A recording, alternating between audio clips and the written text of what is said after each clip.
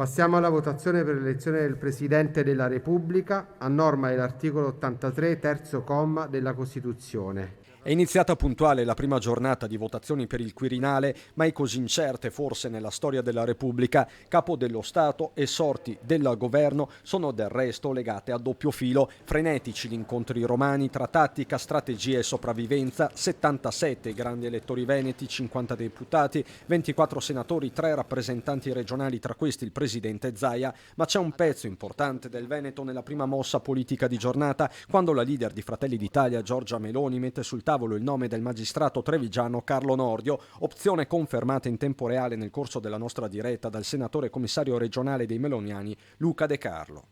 Non è sicuramente clamoroso il fatto che Carlo Nordio possa essere una persona che ha l'identikit perfetto per svolgere quel ruolo. Ecco, è una delle persone a cui è stato allargato il campo, persone non politiche alla quale noi abbiamo allargato il campo, e a me da Veneto fa enormemente piacere che ci sia una figura così importante, ma anche dei nostri territori, che possa essere uno tra i papabili di rappresentare questa nazione. Nella delegazione veneta anche il presidente del Consiglio regionale Ciambetti, che assicura l'unità della Lega nella trattativa andata avanti nel pomeriggio anche con il PD.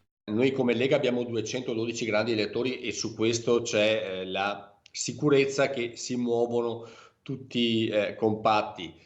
In altre realtà non è sempre così, abbiamo visto discussioni interne ad altri partiti molto importanti. Tutti al momento si dichiarano disponibili al confronto, condivisione forse la parola più usata della giornata su ambi i fronti. Mi auguro che la disponibilità al dialogo ci sia, da parte nostra c'è, anche perché è evidente che in questa situazione non c'è una maggioranza di grandi elettori né da una parte né dall'altra, per cui lo dicono i numeri che il dialogo è necessario, oltre al fatto che, al di là dei numeri, in questo momento storico l'idea di eleggere i presidenti a maggioranza sarebbe sbagliato. La credibilità di un paese sta anche nella capacità di reggere nel tempo con governi, ma anche con presidenti, ma anche con figure istituzionali all'altezza.